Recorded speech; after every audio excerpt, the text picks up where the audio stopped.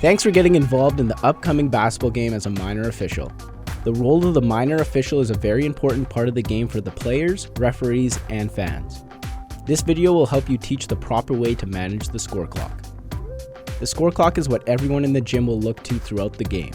It is very important for you to strive for accuracy and consistency at all times.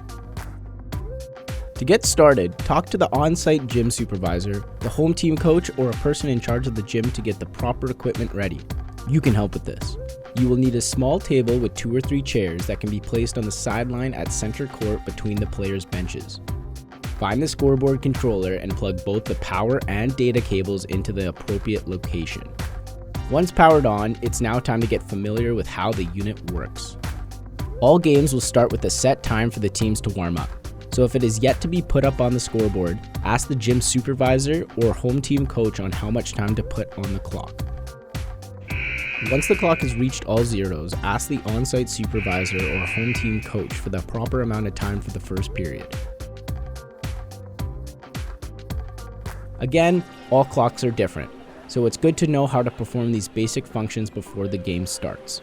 For reference, you can pause the video here to see the details of common clock controllers.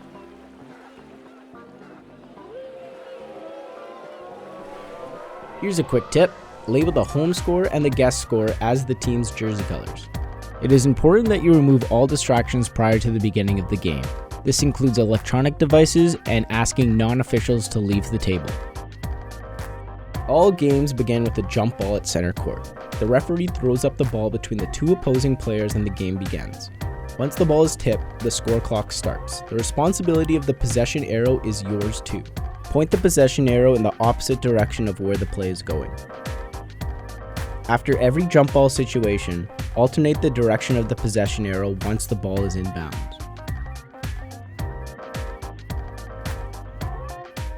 Stop the clock anytime the official blows their whistle. In stop time situations, start the clock as the referee drops their arm.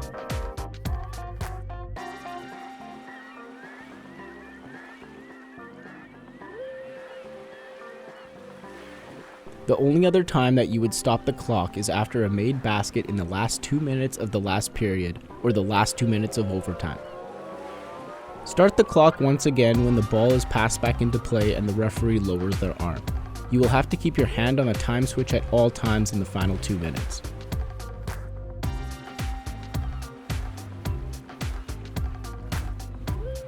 For a made free throw, hit +1 on the scoreboard controller for the scoring team. For a made 2-point basket, hit +2 on the scoreboard controller for the scoring team. And for a made 3-point basket, hit +3 on the scoreboard controller for the scoring team. Watch the referee signal for what the made field goal is worth.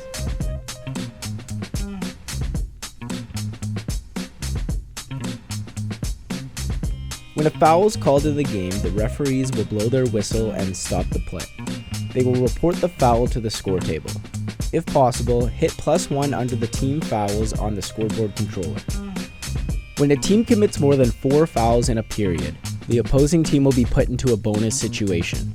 This means that the opposing team will be awarded 2 free throws for every following foul. This will continue for the remainder of the period. Make sure you pay attention and make eye contact with the referee when they are reporting the foul to you, and acknowledge you have the information. When a coach wants to substitute players into the game, the new players are to report to the score clock operator. They will do this by approaching you and requesting a substitution at the next stoppage in play. Sound the horn after the whistle in a violation and sound the horn after the referee reported a foul to the score table to notify them of the substitutions. Teams can only substitute players at a dead ball situation, including all fouls and violations. During a free throw situation, substitutions are permitted before the first free throw is taken. Substitutions also occur if the final free throw is made or if a violation occurs. If a team wants to substitute a player who is shooting a free throw, they can only do so if they make their last shot. Otherwise, the sub will have to wait until the next stoppage in play. Substitutions are permitted after a made basket in the last 2 minutes as well. Timeouts are requested by the coach through the scorers table. Acknowledge the coach that the timeout has been requested. They will occur at the next whistle or if the requesting team is scored upon. Teams will have 2 1-minute timeouts in the first half and 3 1-minute timeouts in the second half. If the game goes into an extra overtime period, teams will only have 1 timeout each, and no remaining timeouts will be carried over. At the end of the first, third, and before each extra overtime period, there will be a 2-minute intermission. At this time, you can reset all bonus and team foul lights on the scoreboard after each period and set the new period indicator. Sound the horn with 30 seconds remaining in the break.